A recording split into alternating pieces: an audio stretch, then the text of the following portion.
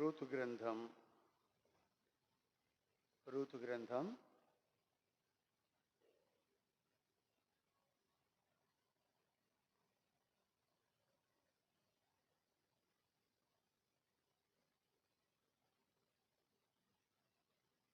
5 నుంచి 9 దాకా చదువుకున్నాం. 5 నుంచి 9 దాకా మార్చి చదువుకున్నాం. రెండవ అధ్యాయం 5వ వచనం నుండి 9వ వచనం వరకు చదువుకుంటాం. అప్పుడు బోయజు కోయివారి మీద ఉంచబడిన తన పనివానిని చూచి, ఈ చిన్నది ఎవరిది అని అడుగగా,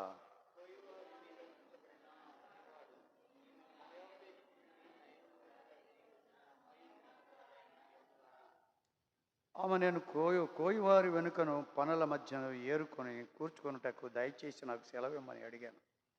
ఆమె వచ్చి ఉదయమున మొదలుకొని ఇది వరకు ఏరుకొని చూడాను, కొంతసేపు మాత్రము ఆమె ఇంట కూర్చుండానని వాడు చెప్పాను.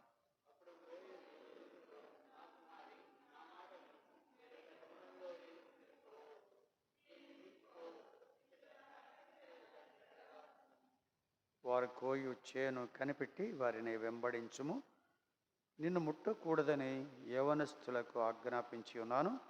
నీకు దాహమగునప్పుడు కుండల ఎద్దుకు పోయి పనివారు చేదిన నీళ్లు త్రాగమని చెప్పాను. ప్రార్థన చేసుకున్నాం.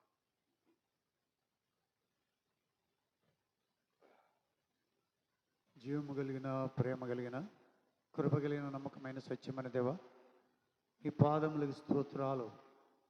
నీ కృప కలిగిన నామములో ఇదివరకు కనికరించి ప్రభా తండ్రి, మీరు రాయించి ఉంచినటువంటి అద్భుతమైన రూతు గ్రంథాన్ని ధ్యానిస్తూ ఉంటుండగా ప్రభా, లోతైన, మరుగైన, గూఢమైన, మర్మమైన సంగతులను ప్రభా ఏరుకోవడానికి కావలసిన కృప దయచేసి పెట్టమని సందులో సాగిలు పడుతూ ఉంటున్నాం.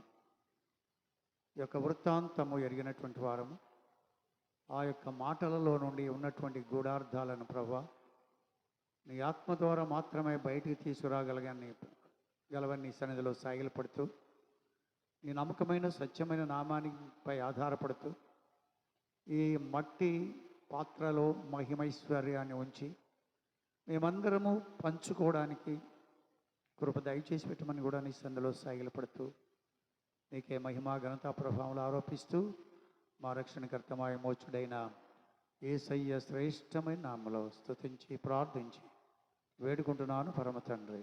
ఆమేన్.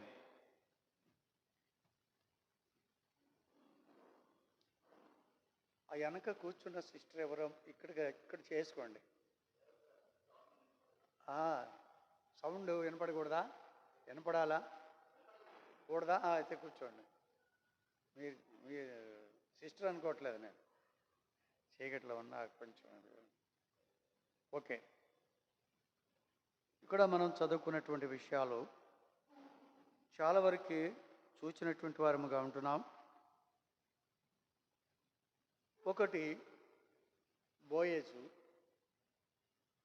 Supreme power Boaz. రెండవది పనివారి మీద ఉంచినటువంటి పనివాడు, పెద్ద పనివాడు, మేస్త్రి. మూడవది పని చేసేవాళ్ళు. నాలుగవది పరిగెడుకునేటువంటి కడసారి స్థానం కలిగినటువంటిది, ఎవరికి పనికిరానటువంటిది, దేశస్తురాలు కాదు, ఎవరి కుటుంబానికి చెందినది కాదు. మోయాబు దేశాన్ని నుంచి నయోమితో కూడా వచ్చిన యవనురాలు ఇవి అని చెప్పాడు ఆ పనివాడు. కొంత తెలిసింది అప్పటికే ఆయనకి. తెలిసి ఆ విషయాలని కొన్ని తెలుసు, అందుకని ఆవిడని జాగ్రత్తగా చూడడం మొదలెట్టాడు. దేవుని యొక్క ప్రేమ కూడా తెలిసినా తెలియకపోయినా అక్కరలు ఉన్నటువంటి వారిని ఆదరించడానికి ముందుకొచ్చేటువంటి ప్రేమ కలిగిన దేవుడు ఆయన. బోయజు యేసు ప్రభువుకి సాదృశ్యంగా ఉన్నాడు అని చెప్పుకున్నాం. బోయజు యేసు ప్రభుకి సాదృశ్యంగా ఉన్నాడు.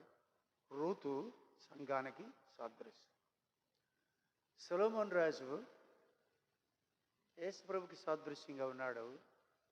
షూలమ్మతి సంఘానికి సాదృశ్యంగా ఉంది.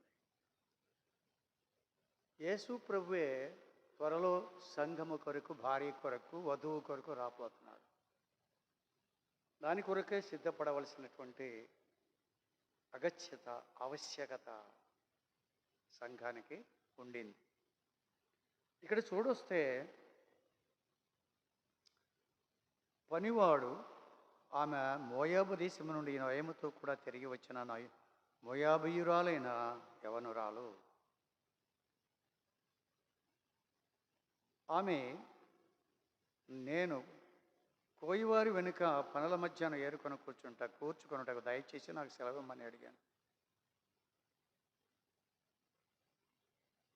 అని చెప్పిన తర్వాత 8వ వచనంలో అంటాడు, అప్పుడు బోయజు రూతుతో, నా కుమారి, నా మాట వినము. వేరొక పొలములో ఏరుకుంటకు పోవద్దు, దీన్ని విడిచిపోవద్దు. ఇచ్చట నా పనికత్తెల యొద్ద నిలకడగా కుమారి అనే మాట యేసు ప్రభు చాలాసార్లు వాడాడు. ఎవరి దగ్గర వాడాడు అంటే పాపము చేసినటువంటి వారి దగ్గర. కుమారి అని పిలిచేటువంటి, అమ్మ అని పిలిచేటువంటి, కుమారి అని పిలిచేటువంటి వాళ్ళు ఎలాంటి వాళ్ళ అనేటువంటి చూసేది లేదు. కానీ ఆయన ప్రేమ పూర్ణుడు కాబట్టి, ప్రేమామయుడు కాబట్టి, శాశ్వతమైన ప్రేమతో ప్రేమిస్తూ విడువక మన ఎడల కృప చూపించే ప్రభు కాబట్టి ఆ స్వభావము బోయజులో మనం చూస్తాం. కుమారి అని పిలిచాడు. తర్వాత భార్య అయింది. కుమారి అని పిలిచి అంటాడు, నా మాట వినము. వేరొక పొలములో ఏరుకున్నట్టుకు పోవద్దు, దీన్ని విడిచిపోవద్దు. ఇచ్చట నా పనికత్తెల యొద్ద నిలకడగా ఉంది. పనికత్తెలు ఉన్నారు అక్కడ, పని చేయించేవాడు ఉన్నాడు. ఇక్కడ నిలకడగా పొలం ఉంది. అక్కడ పొలం అంటే ఏంటన్నాం? సంఘము. పొలం అంటే ఏంటి? సంఘానికి సాదృశ్యంగా ఉంది. సంఘములో మనకేం దొరికిద్ది? పరిగ దొరికిద్ది. పరిగంటే విత్తనాలు దొరుకుతాయి. విత్తనాలు అంటే ఏంటి? దేవుని వాక్యమే. సజీవమైనటువంటి, జీవము కలిగినటువంటి విత్తనాలు కలిగినటువంటిది, సాదృశ్యముగా ఉన్నటువంటిది వాక్యలేఖన భాగాలు. కాబట్టి ఆ యొక్క విత్తనాలు ఏరుకోవడానికి అక్కడ అనుమతించినటువంటి వాడిగా ఉన్నాడు. వేరొక పొలంలోనికి వెళ్ళొద్దు అన్నాడు. ఎవరిక్కడ? ఎక్కడి నుంచి వచ్చావు? అడగా పెట్టకుండా అంటే నువ్వు చేస్తున్నది అవతలకి అనే దినాలు ఎవరు రానివ్వరు. అలాంటి పరిస్థితి ఉన్నప్పటికీ ఆయన, నువ్వెక్కడికి పోవద్దు, ఈ పొలంలోనే ఏరు అని చెప్పి పని వాళ్ళకి చెప్తున్నాడు. కొంచెం విడిచిపెడతా ఉండండి, ఆవిడ ఏరుకుంటా ఉంటుంది. ఆమె ప్రయాస చూస్తున్నాడు, ఆమె మౌనం చూస్తున్నాడు, ఆమె క్యారెక్టర్ చూస్తున్నాడు, ఆమె యొక్క నడవడి చూస్తున్నాడు, ఆ మాట్లాడే విధానాన్ని చూస్తున్నాడు, ఆమె ఏరుకునే పద్ధతిని చూస్తున్నాడు. జాలికి ఇంకేమంటాడు తర్వాత? హెచ్చరిపోవద్దు, పనికెత్తెల యొద్ద నిలకడగా ఉండుము. నిలకడగా ఉండుము అనే దాని గురించి మనం చూసాం. ఒక తరగతిలో నిలకడగా ఉండము. రెండవది ఏం చూసామంటే వెంబడించుము. కనిపెట్టి వెంబడించుము. వెంబడించటం అనేటువంటిది ఎలాగా అనేటువంటిది కూడా మనం చూసాం. వెంబడించుము అనేది కూడా చూసాం. వేరొక పొలము అనేది కూడా చూసాం. వేరొక పొలం అనేది ఒక క్లాసులో చూసాం. ఇప్పుడు వెంబడించుము అనేది కూడా ఒకసారి చూసాం. ఇప్పుడు మనం చూడబోయేది ఏంటంటే, నిన్ను ముట్టకూడదని యవనస్తులకు ఆజ్ఞాపించి ఉన్నాను. అది ఈరోజు మనం చూసేది. నిన్ను ముట్టకూడదని యవనస్తులకు ఆజ్ఞాపించు. నిన్ను స్త్రీ అయినటువంటి నిన్ను యవనస్తులు పురుషులైనటువంటి వారు నిన్ను ముట్టకూడదని ఆజ్ఞాపించాను. అయిపోయింది అప్పటికే, ఆజ్ఞాపించాను. కాబట్టి నీకు ఏ భయము లేదు. స్త్రీ యవనస్తులు, ఈవిడే ముసల్దా అన్నాడు. మోయాబీయురాలు నయోమి వెంట వచ్చినటువంటి మోయాబీయురాలైన యవనురాలు అన్నాడు అక్కడ. యవనురాలు, మోయాబీయురాలైన యవనురాలు, ఆవిడ యవనురాలే. మళ్ళీ యవనస్తులకి చెప్పాడు. ఏమని చెప్పాడు? ఆమెను ముట్టొద్దు అని యవనస్తులకు చెప్పాడు. కాబట్టి 2 మాటలు ఇక్కడ మనం చూస్తాం. ముట్టకూడదు. దేవుడు చూస్తూ ఉంటాడు. చూచి దేవుడు రహస్యమందుండి చూచు నా తండ్రి అంటాడు మత్తయి సువార్త 6వ అధ్యాయం. రహస్యమందుండి చూచు తండ్రి మన రహస్య పాపములను చూచేటువంటి వాడు. ఆయన రహస్యంలో ఉంటాడు, మనం చేసేది రహస్యమే.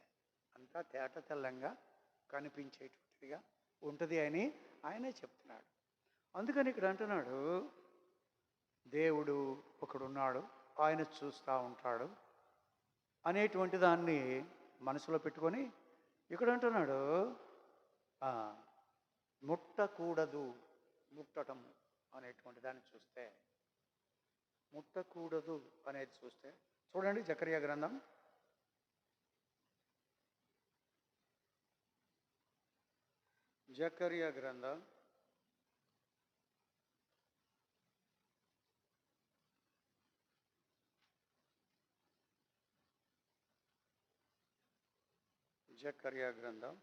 777, 3 ఏళ్ళు. జకర్యా గ్రంథం 2వ అధ్యాయం 8వ వచనం.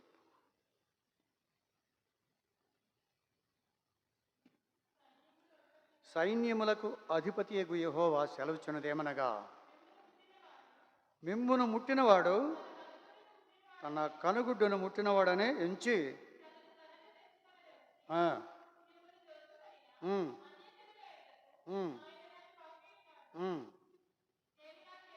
వారి మీద ఆడించగా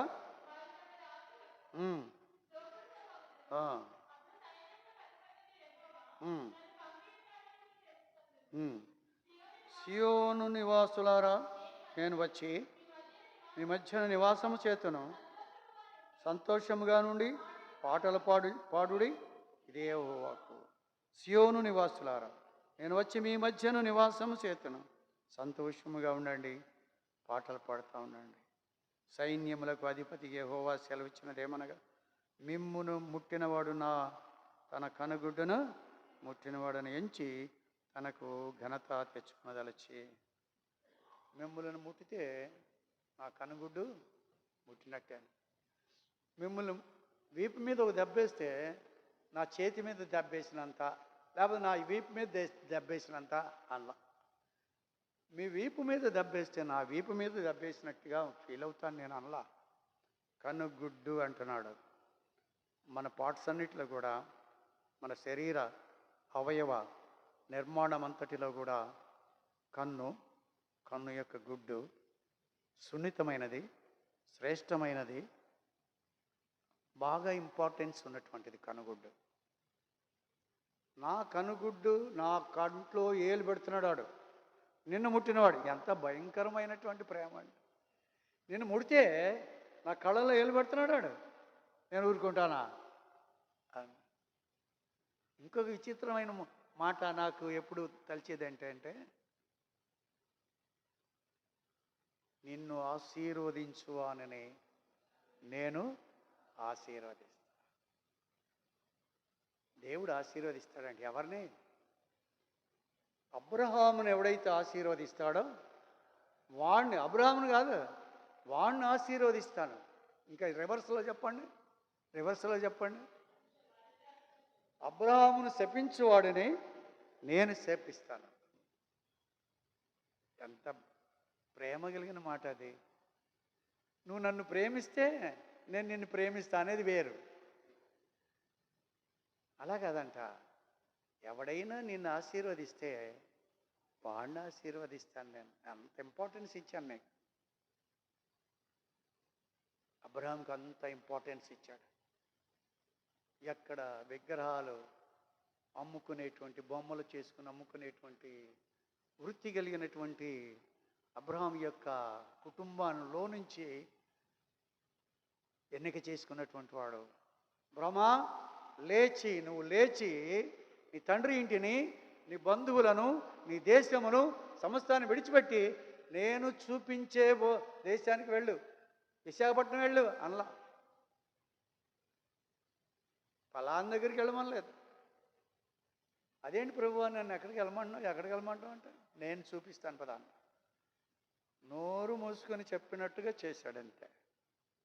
ఆశీర్వదించబడ్డాడు. విశ్వాసులకు తండ్రి అయ్యాడు. విశ్వాసులకు తండ్రి అయ్యాడు. దేవునికి స్నేహితుడయ్యాడు. ఇంకేమయ్యాడు?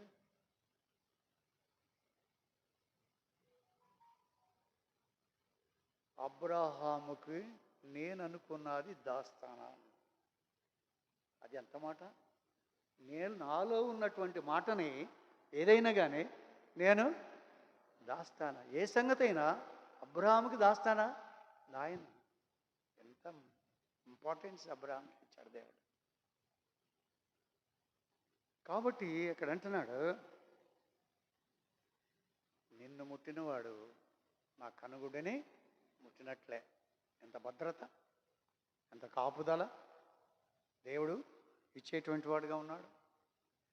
రండి, కీర్తనలు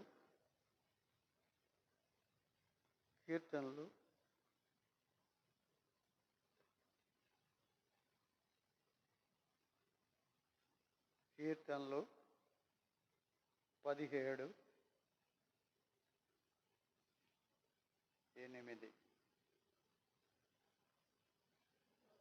ఈ కృపాతిశయములను చూపుము, ఒకడు తన కనుపాపను కాపాడుకొనున్నట్లు నన్ను బలపరచగోరు దుష్టుల పోగొట్టి కాపాడు. నన్ను చుట్టుకొను ప్రాణశత్రువుల చేత చిక్కకుండాను నీ రెక్కల నీడన నన్ను దాచు. కనుపాప వలె ఒకడు కనుపాపను ఏ విధంగా కాపాడుకుంటాడు ఒకడో అలాగే నన్ను కాపాడు. ఆయన ఏమన్నాడు? నిన్ను ముట్టినవాడు నా కనుగుడ్డని ముట్టినట్లే అన్నాడు. ఈయన అన్నాడు, ఒకడు తన కనుపాపను ఎలాగ కాపాడుకుంటాడో అలాగ నన్ను కాపాడు. శత్రువుల్లోంచి నీ రెక్కల నీడ క్రింద నన్ను దాచుము. నీ రెక్కల నీడ క్రింద. నీడ అనే 91వ అధ్యాయంలో కూడా వస్తుంది. 1వ వచనంలో, మహోన్నతుని చాటున నివసించువాడు సర్వశక్తుని నీడన విశ్రమించేటువంటి వాడు. చాటున నీడన, ప్రభు చాటున, ప్రభు నీడన విశ్రమించేటువంటి వాడు అంటున్నాడు. ఆ తర్వాత అధ్యాయం అంతా చాలా చక్కగా ఉంటుంది. సరే రండి, నీ రెక్కల నీడ క్రింద నన్ను దాచుమంటాడు. ఇక్కడేమంటున్నాడు? ఒకడు తన కనుపాపను కాపాడుకున్నట్లు నన్ను కాపాడు. రెక్కల నీడ కింద అనేటువంటి చూద్దాం రండి. 36:7. దేవా, నీ కృప ఎంతో అమూల్యమైనది. నరులు నీ రెక్కల నీడను, అది నరులు ఎక్కడ ఆశ్రయిస్తున్నారంట? నీ రెక్కల నీడన ఆశ్రయిస్తారు. సిలువలో చాపిన 2 చేతులు క్రింద చాటున గాయపరచబడిన హస్తాల నుండి స్రవిస్తున్నటువంటి రక్తసిక్తమైనటువంటి ఆ యొక్క ధారలు ప్రేమామృత ధారలు. ఏమన్నాడు? ప్రేమామృత ధారలు చెందిన మన యేసుకు సమమేవ. అమృతధారలు.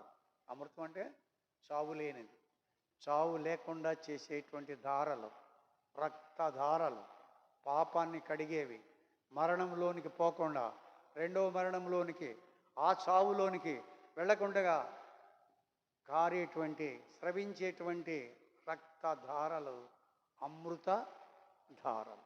అమృతం. అమృతం అంటే మృతము లేని మరణము లేని ధారలు. కాబట్టి అట్టి ధారలతో ఆయన మనల్ని 57:1 కూడా చదువు.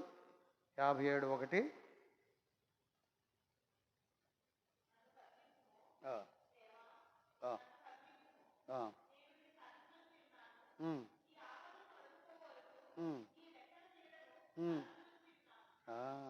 ఎక్కడ?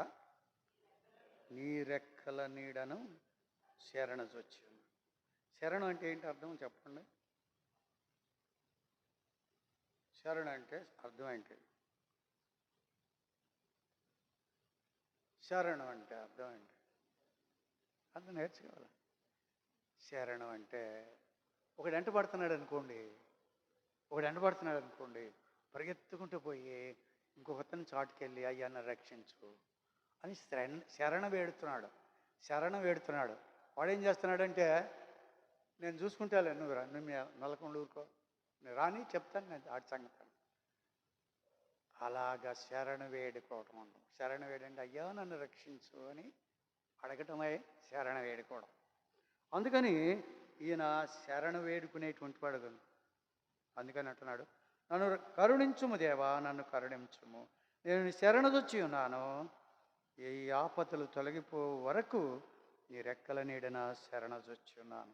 నీ రెక్కల నీడకు వచ్చేసాను ఆయన. 91:4 కూడా చదవండి.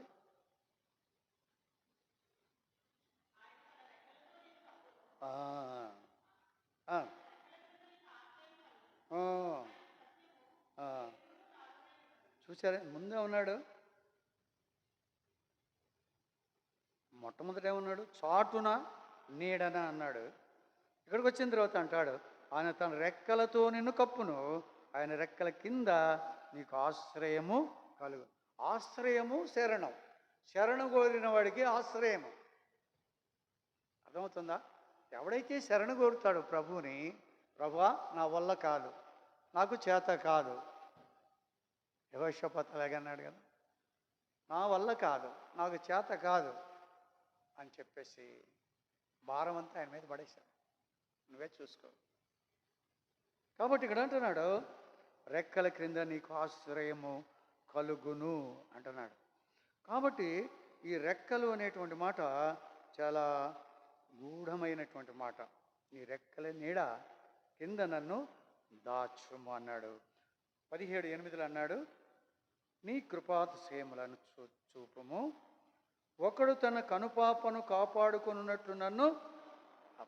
కనుపాప ముట్టకూడదు. ఆ స్త్రీని ఎవరైనా ముట్టినట్లయితే నిన్ను ముట్టకూడదని నిన్ను కనుపాపలాగా నేను చూసుకుంటున్నాను. అంతే సామెలు. నిద్ర వస్తుంది ఎందుకని? ఫాలో ఒకడు తన కనుపాపను కాపాడుకున్నట్లు నన్ను కాపాడు అన్నాడు. అక్కడ రండి, ద్వితీయోపదేశ కాండము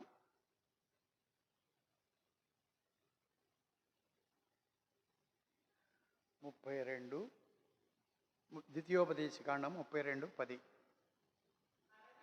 అరణ్య ప్రదేశములోను భీకర ధ్వని గల పాడైన ఎడారిలోను వాని కనుగొని ఆవరించి పరామర్శించి తన కనుపాపను వలె ఆవరించి పరామర్శించి ఆ కనుపాప వలె కాపాడు. ఒక కనుపాపను కాపాడుకోవడానికి దేవుడు ఏం చేశాడంటే రెప్పలను ఇచ్చాడు. అది ఎవరు పెట్టింది కాదు, రెప్పల్ని దేవుడే ఇచ్చాడు. వితౌట్ అవర్ నాలెడ్జ్, మనకేమీ తెలియకుండా, వితౌట్ అవర్ కాన్షియస్, మనకేం తెలియకుండానే ఆ కంటి దగ్గరికి ఏదైనా వస్తే మూసుకుపోతాయి. ప్రొటెక్షన్. ఎవరైనా కర్రతో మనల్ని కొట్టాలంటే చెయ్యి పెట్టాలి. చెయ్యి పెట్టకపోతే పడిపోద్ది. ఇక్కడ అది కాదు, కన్ను. రెప్ప దగ్గరికి ఏదైనా వచ్చినా, ఏదొచ్చినా కూడా వెంటనే మూసేస్తాయి రెప్పలు. ఒకవేళ లోపలికి ఒక కణం వెళ్ళింది అనుకోండి, ఒక కణం వెళ్ళింది, ఏదో చిన్న కణం ఏదో పడింది, దుమ్ము ఏదో పడింది, అది బయటికి పంపించేటంత వరకు కన్నులో ఉన్నటువంటి నీళ్లు బయటికి వస్తానే ఉంటాయి. దేవుని సృష్టి ఎంత గొప్పదండి.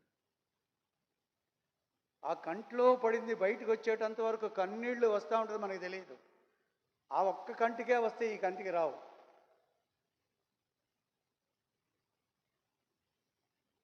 That sort of safety god has given to the eyes. అలాంటి క్షేమాన్ని కళ్ళకి దేవుడు ఇచ్చాడు. కనుపాప వలె కాపాడతాను. కనుపాపని ఎలాగా రెప్పలు కాపాడుతాయో అంతకంటే ఎక్కువగా నిన్ను నేను కాపాడుతాను. ఎందుకంటే నిన్ను కొడితే నా కళ్ళల్లో ఏలు పెట్టినట్లే, నా కనుగుడ్డులో ఏలు పెట్టినట్టే అని అంటున్నాడు. కాబట్టి వచ్చినటువంటి ఆ పరాయి యవనరాలుకి ఇస్తున్నటువంటి భద్రత ఎంత గొప్ప భద్రత ఇస్తున్నాడో మనకు అక్కడ అర్థమవుతుంది. 1 పేతురు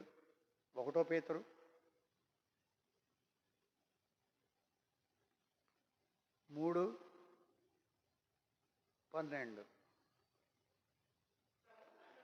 ప్రభువు కన్నులు నీతిమంతుల మీదను ఆయన చెవులు మరి ప్రార్థన వైపును ఉన్నవి కానీ ప్రభు ముఖము అది 3 చెప్పాడు. ఇక్కడ 3 అవయవాల గురించి చెప్పాడు. 1 కన్నులు, 2 చెవులు, 3 ముఖం. కన్నులు నీతిమంతుల మీదను, ప్రభు కన్నులు ఎప్పుడు కూడా నీతిమంతుల మీద ఉంటుంది. దేవుని యెహోవా కను దృష్టి లోకమందంతటా సంచారము చేయుచున్నది. ఎందుకు? తన యందు భయభక్తులు కలిగిన వారిని కాపాడడానికి, తన యందు భయము భక్తి కలిగినటువంటి వారిని కాపాడడానికి యెహోవా కన్నులు లోకమంతా సంచారం చేస్తున్నాయి. చూస్తూనే ఉంటాయి, ఎప్పుడు చూస్తూనే ఉంటాయి. అందరినీ ఒకసారి అందరినీ చూడగలిగినటువంటి కన్నులు, అందరి యొక్క హృదయాల్లో ఉన్నటువంటి దాన్ని ఎరగగలిగినటువంటి మనస్సు కలిగిన దేవుడు ఆయన. ఒకసారి ఎట్ ఏ టైం ఒకసారి అందరి మనసులు కూడా తెలుసుకోగలిగిన, ఆ ప్రతి దేశంలో ఉన్నటువంటి వారందరినీ కూడా పరిశీలించి చూడగలిగినటువంటి దేవుడు ఆయన ఒక్కడే. అందుకే అంటున్నాడు ఇక్కడ, ఏమన్నాడు? ప్రభు కన్నులు నీతిమంతుల మీదను ఆయన చెవులు వారి ప్రార్థనల వైపును ఉన్నవి కానీ ప్రభు ముఖము కీడు చేయ వారికి విరోధముగా. కాబట్టి 2 ప్లస్ పాయింట్లు, 1 మైనస్ పాయింట్. కీడు చేసే వాళ్ళకి ముఖం తిప్పుకుంటాడు. ఎవరైనా కీడు చేస్తే వాళ్ళ కీడుని చూడకుండా, వాళ్ళ ముఖాన్ని చూడడు, ఆయన ముఖాన్ని చూడడు, విముఖుడు అవుతాడు. విముఖుడు అంటే ఇటు ముఖం తిప్పుకునేటువంటి వాడుగా. కాబట్టి ఆ విధముగా ఏ ప్రార్థన అయితే ఆలకిస్తున్నాయో చెవులు, ఎవరినైతే కన్నులతో నీతిమంతులుగా చూస్తున్నాడో అది అంతవరకు బాగానే ఉంది. కానీ కీడు చేసేటువంటి వారికి దేవుడు ఎంతగానో ఇదిగా ఉంది. 94 కీర్తనలు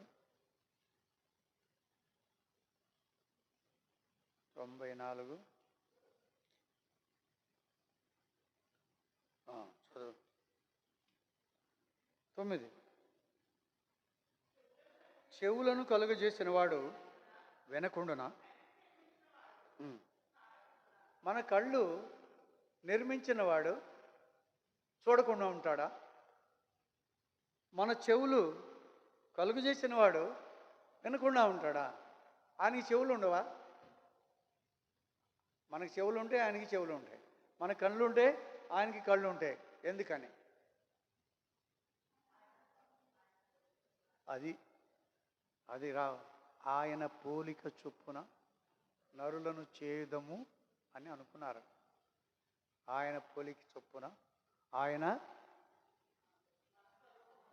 మన స్వరూపమందు, అది స్వరూపము, పోలిక, ఆకారం, పోలిక కూడా అదే.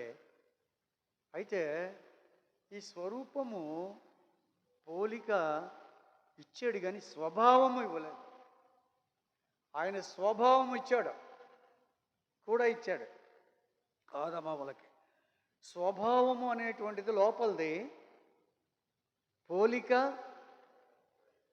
బయటది.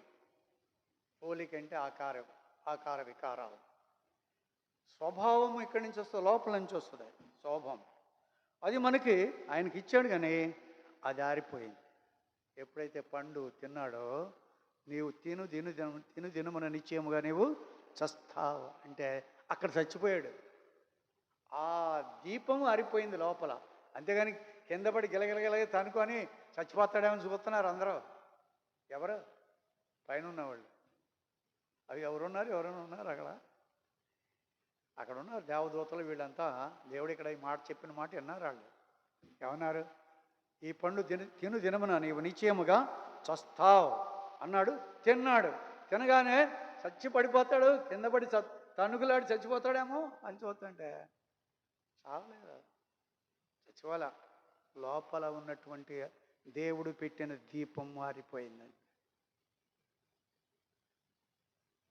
అలాగా చేసినటువంటి వాడుగా ఉంటున్నాడు. మన చెవులను నిర్మించిన వాడు, మన కనులను నిర్మించినటువంటి వాడు. సమస్త నిర్మాణము ఎంతో భయమును ఆశ్చర్యమును కలుగుతుంది. నా నిర్మాణాన్ని నేను చూస్తూ ఒకసారి భయం వేస్తుంది, ఆశ్చర్యం కలుగుతుంది. ఎలా చేశాడు రా బాబు, ఎలా చేశాడు? మనకి లివర్ ఉందంట. లివర్ ఉంటుందని తెలుసా? లివర్ అంటే ఏంటో తెలుసా? లివర్ ఉంది లోపల, లివర్ ఉంది. ఆ లివరు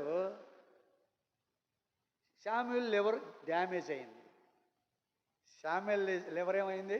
డ్యామేజ్ అయింది.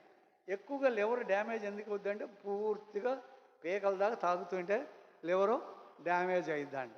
ఆ డ్యామేజ్ అయినటువంటి సగం డ్యామేజ్ అయిపోయింది. ఇప్పుడు ఏం చేయాలంటే ఆయన బతకాలంటే లివర్ అంతా తీసేయాలి, ఇంకొక లివర్ వేయాలి. ఇంకొక లివర్ వేయాలంటే బ్లడ్ గ్రూప్ ఉండాలి. ఇవన్నీ ఆ లివర్ ఆరోగ్యకరంగా ఉండాలి. వేసేది అన్నీ చూసి ఈ లివరు సగం కట్ చేసి, నా లివర్ ఇచ్చాను అనుకోండి, నా లివర్ సగం కట్ చేసి ఆయనకి ఏమీ లేని లివర్ దగ్గర ఈ లివర్ పెడితే కొన్నాళ్ళకి ఎంత లివర్ ఉంటుందో మామూలుగా అంత అయ్యిద్దంట. అది నా సగం పోయిందిగా, ఆ పోయింది కూడా పెరిగి ఎంత మొట్టమొదటి ఉందో అంత అయిద్దంట. ఏమిటి విచిత్రం? మరి ఇవన్నీ వింటుంటే భయమును ఆశ్చర్యమును కలగదా? భయం వేస్తుంది, ఆశ్చర్యం కలిగిద్ది. దేవుడు ఎంత నిర్మాణం, ఎంత మనిషిని చక్కగా చేశాడు.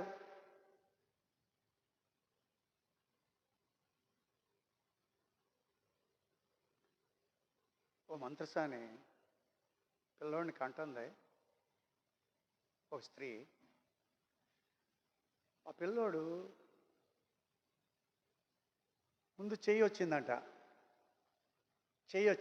ముందు చెయ్యి వచ్చేసరికి ఏం రావాలి? తలకాయ రావాలి కావాలి. చెయ్యి వచ్చిందంట. ఆ చెయ్యికి ఎర్ర దారం కట్టిందంట మంత్రసాని. ఏంటి చెయ్యి వచ్చిందేంటి అని చేతికి ఎర్రదారం కట్టిందంట. ఎర్రదారం కట్టగానే అది వెనక్కిపోయిందంట. అది వెనక్కిపోయిన తర్వాత ఇంకొక పిల్లోడు వచ్చాడు. ఇద్దరు పిల్లలు ఉన్నారు లోపల. ఇంకో పిల్లోడు వచ్చాడు. వాడు వచ్చిన తర్వాత చూస్తే చేతికి దారం లేదు. ఇదేంటి చేతికి దారం లేదు అని చూస్తే ఇంకోసారి ఆడికి సేపు ఉన్న తర్వాత ఆడు కూడా చేతికి దారం ఆడు కూడా బయటకు వచ్చాడు. ఇప్పుడు మొట్టమొదటి పుట్టినోడికి 2 అంతల ఆస్తి ఇవ్వాలి. మొట్టమొదటి పుట్టినోడికి 2 అంతల ఆస్తి ఇవ్వాలి. మొట్టమొదటి చెయ్యి వచ్చినోడు పెద్దోడా, తర్వాత వచ్చినోడు పెద్దోడా చెప్పండి?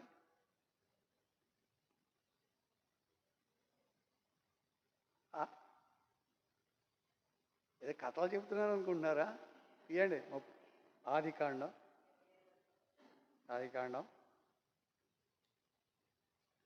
39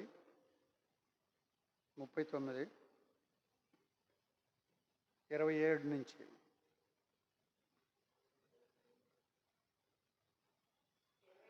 38 27.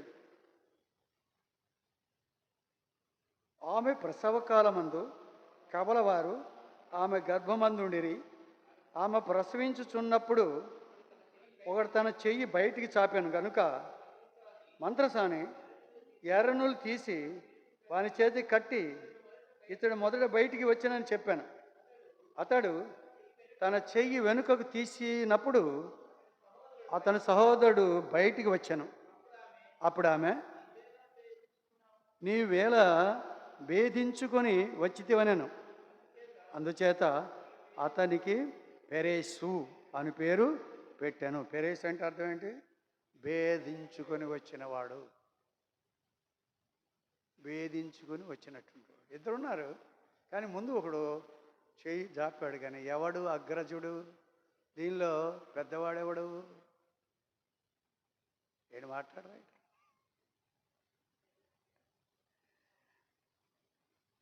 పూర్తిగా వచ్చినవాడే, ఈ పూర్తిగా వచ్చినటువంటి వాడే పెద్దవాడు, చెయ్యి కాలు వచ్చినటువంటి వాడు కాదు. ఆ విధముగా దేవుని యొక్క సృష్టి మానవుడు ఎక్కడ చూస్తే భయమును ఆశ్చర్యమును కలిగేటువంటిదిగా ఉంది. 9 నెలల లోపల బిడ్డ ఉండి తల్లి తిన్నటువంటి ఆహారం తింటూ, తల్లి పీల్చుకున్న గాలి పీల్చుకుంటూ ఎదిగి ఇక ఉండమన్నా ఉండకుండా వచ్చేటువంటి తత్వం కలిగినటువంటి ఈ స్థితి దేవుడు ఎంత మానవునిలో పెట్టాడో మనకి అర్థమయ్యేటువంటిదిగా ఉంటుంది. కాబట్టి మనము అందుకని ఇక్కడ చెవులను కలుగజేసిన వాడు వినకుండునా, కంటిని నిర్మించిన వాడు కానకుండునా అని చెప్పినటువంటి వాడుగా ఉంటున్నాడు. కాబట్టి దేవుని యొక్క కనుదృష్టి చాలా గొప్పది, చాలా గొప్పది. అందుకని అంటాడు ప్రకటన గ్రంథంలో ఒక మాట అంటాడు రండి, 1వ అధ్యాయం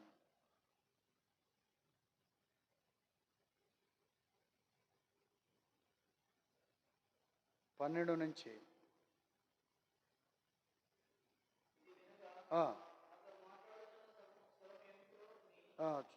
చూడ తిరిగి తిని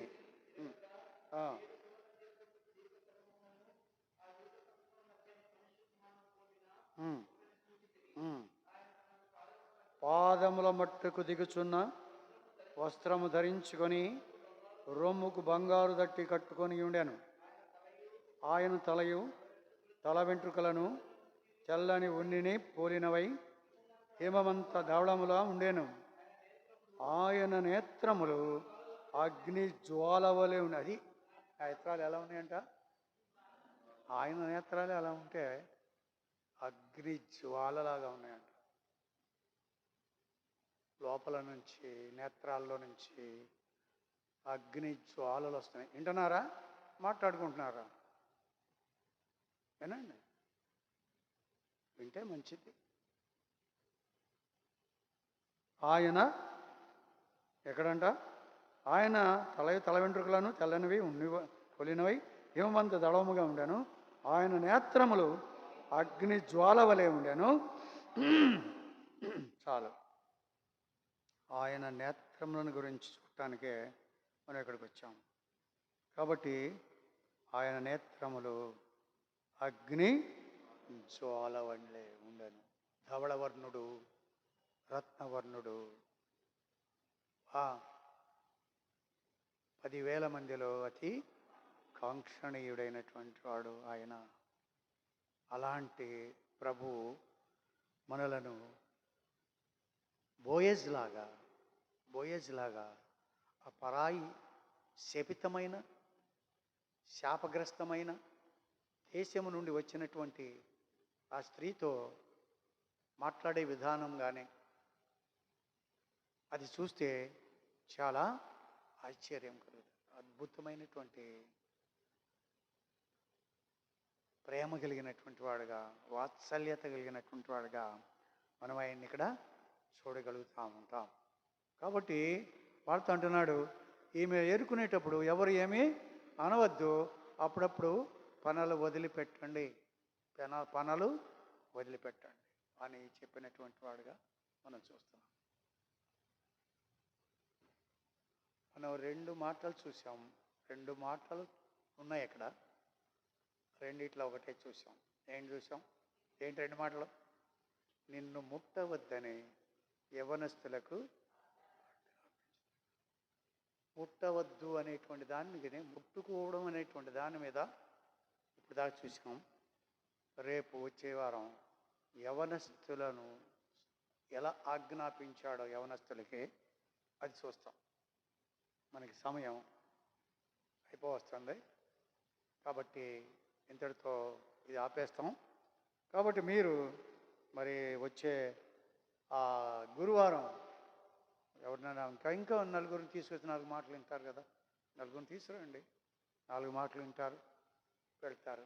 కాబట్టి ఈ కరువు కలిగినటువంటి దినాల్లో, నిర్మలమైన వాక్యము దొరకని ఈ దినాల్లో మరి మనము వాక్య పరిచర్యలో ఏ స్వార్థము లేనటువంటి పరిచర్య చేసేటువంటి ఈ పరిచర్యలో పాలిభాగస్తులు కావడానికి, వాక్యాన్ని వినడానికి, దాన్ని హృదయంలో పెట్టుకోవడానికి, దాని ప్రకారంగా నడుచుకోవడానికి దేవుడు మనకి సహాయం చేయనుగాక.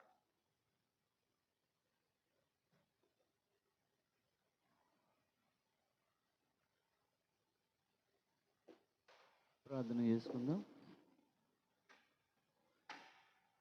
ప్రేమగల మా ప్రియ పరలోకపు తండ్రి, పరిశుద్ధుడైన దేవ, మీ పరిశుద్ధ పాదములకు వందనా స్తోత్రాలు చెల్లిస్తూ ఉంటున్నాము. పరలోకపు తండ్రి, ప్రార్థించగా ఈ దినము బైబిల్ పఠనము కొరకై పరలోకపు తండ్రి నీ దాసుని నీ శిలువ చాటును మరుగుపరిచి రూతు గ్రంథము 2వ అధ్యాయం 5వ వచనం నుంచి 9వ వచనం వరకు ప్రభు మాట్లాడుతున్న మాటను బట్టి వందనములు. పరలోకపు తండ్రి, బోయజు రూతును చూచి ఆమె మీద కనికరపడి కుమారి అని సంభవిస్తూ, ఇక్కడ నేను నిలకడగా ఉండము, వేరొక పొలంలోనికి వెళ్ళవద్దు, నేను ఎవరు ముట్టకూడదని యవనస్తులకు ఆజ్ఞాపించుతునని ప్రభు మాట్లాడుతున్న మాటను బట్టి వందనములు. నిజముగా బోయజు ప్రభు యేసుక్రీస్తు వారికి సాదృశ్యంగా ఉన్నట్టుగా నిజంగా మీరైతే ప్రభు మిమ్మల్ని ముట్టిన వారు నా కనుగుడ్డును ముట్టిన వారితో సమానమని ప్రభు మాట్లాడుతున్న వందనములు చెల్లిస్తూ ఉంటున్నాం. పరలోకపు తండ్రి, నిజముగా తండ్రి ప్రభు నీ ప్రేమ ఎంత గొప్పది ప్రభు. తండ్రి, చెవులు కలగజేసిన వాడు వినకుండా, కనులు కలగజేసిన వాడు చూడకుండా అన్నట్టుగా నిజముగా మీరు చూసే దేవుడు, వినే దేవుడుగా మీరు ఉన్నందుకే వందనాలు చెల్లిస్తూ ఉంటున్నాం. పరలోకపు తండ్రి, నిజముగా అన్నాడు హాగరు, నన్ను నా యొక్క శ్రమను చూచిన దేవుడు అని ప్రభు పేరు పెడుతూ వచ్చినది. నిజముగా తండ్రి, మీ కనులు లోకమంతా సంచారం చేయనని మాట్లాడుతూ మాటను బట్టి స్తోత్రములు. పరలోకపు తండ్రి, నిజమే తండ్రి ప్రభు, మనుషులు అయితే ప్రభు పై రూపాన్ని లక్ష్య పెడతారు, మీరైతే అంతరంగమును ఎరిగిన దేవుడుగా మీరు ఉన్నందుకై వందనాలు స్తోత్రాలు చెల్లిస్తూ ఉంటున్నాం. పరలోకపు తండ్రి, నిజముగా మానవులని మీ యొక్క స్వరూపంలో నీ పోలిక చొప్పున ప్రభు మనుషులను నిర్మిస్తూ వచ్చిన విధానం అంతటి బట్టి వందనాలు స్తోత్రాలు చెల్లిస్తూ ఉంటున్నాం. నీ యొక్క రెక్కల చాటున ప్రభు తండ్రి మమ్మల్ని భద్రపరుస్తున్నందుకే వందనాలు చెల్లిస్తూ ఉంటున్నాం. ప్రియమైన పరలోకపు తండ్రి, నిజముగా మా ఎడల తండ్రి ప్రభా మాలో ఏమున్నదని చూచి ప్రభా ఇంతగా మీరు మమ్మల్ని ప్రేమిస్తూ వచ్చిన వారిగా ఉంటున్నారు. నిజముగా తండ్రి, మేమెంతో బలహీనలము ప్రభు, నిష్ప్రయోజనం అయినప్పటికీ కూడా నీ యొక్క అపారమైన ప్రేమను ప్రభు మా ఎడల కనపరుస్తూ వచ్చిన నీ యొక్క ప్రేమకై వందనాలు స్తోత్రాలు చెల్లిస్తూ ఉంటున్నాం. ప్రియమైన పరలోకపు తండ్రి దయతో జ్ఞాపకం చేసుకొని ప్రభా ఈ దినము మా యొక్క ఆత్మీయ ఆహారమును పంచిపెట్టడానికి సహాయపడుతున్న వందనములు వాటిని తిని వినుచుండగా తండ్రి ప్రభా మేము వాటిని నెమరు వేసుకొని ధ్యానించుకునే యొక్క అనుభవంలో మమ్మల్ని నడిపించము. మెలిగే జ్ఞాపకం చేసుకుంటామని ప్రభా మీ సన్నిధిలో ప్రార్థన చేస్తూ ఉంటున్నాం. అలాగే పరలోకపు తండ్రి రేపటి దినము స్త్రీల కుడి కొరకై సిద్ధపరిచి అనేవి నడిపిస్తున్నామని ప్రభు మీ సన్నిధిలో ప్రార్థిస్తూ ఉంటున్నాం. అలాగే పరలోకపు తండ్రి శనివారం పాషం పేరు ప్రభు దినం పరిచర్య వీటన్నిటిలో కూడా తండ్రి నీ మహిమకరముగా ధరించడానికి సహాయం చేయమని కోరుకుంటూ మీ చేతికి అప్పచెప్పుకుంటూ మీరు మాత్రమే ఘనత మహిమ ప్రభావములు మీరు ఆరోపించుకుంటామని ప్రభువును రక్షకుడైన యేసుక్రీస్తు అతి పరిశుద్ధమైన నామమున అడిగి వేడుకొంచున్నాము తండ్రి. ఆమేన్. మన తండ్రి అయిన దేవుని యొక్క అపారమైన ప్రేమయు ఆయన కుమారుడైన యేసుక్రీస్తు వారి యొక్క కృపయు పరిశుద్ధాత్మైన సహవాసము ఇప్పుడు ఎల్లప్పుడు లోకంలో చెదిరిపోయిన పరిశుద్ధులకును మనకును సదాకాలం తోడండి కాపాడునుగాక. ఆమేన్. అందరికి ప్రైజ్.